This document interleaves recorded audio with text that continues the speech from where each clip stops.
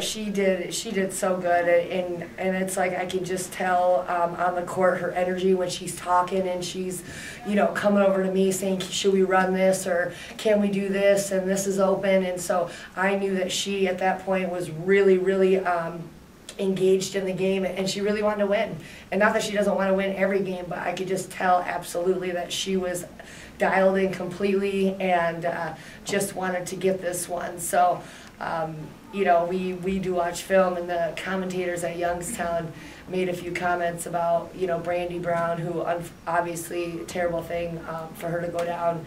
But, that's a senior showing a sophomore how it's done. And, I think she may have heard that, which she did in tape session. So she may have had kind of a little bit of a chip on her shoulder going out there saying, hey, you know what, I get it, but, I can play too, so.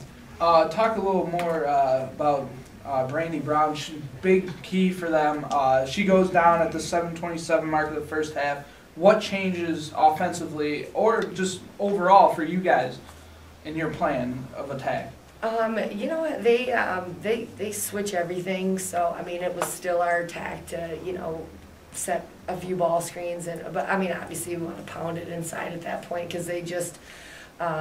They're just outmatched physically, but the only thing is they are very intelligent, and it drives me nuts, but they do a good job of getting into spots where they're able to draw offensive fouls, and that's something where, every time Rita catches, you're a little nervous that she's gonna maybe turn the wrong way, and then the play's over. So do you continue to pound it, and take that chance, or maybe get her moving around a little bit or whatnot? But yeah, obviously with that kid out of the game, it hurt them both mentally, I think, probably, and physically. And Autumn, talk a little bit about this Horizon League tournament coming up. I know you guys got a game at Valpo.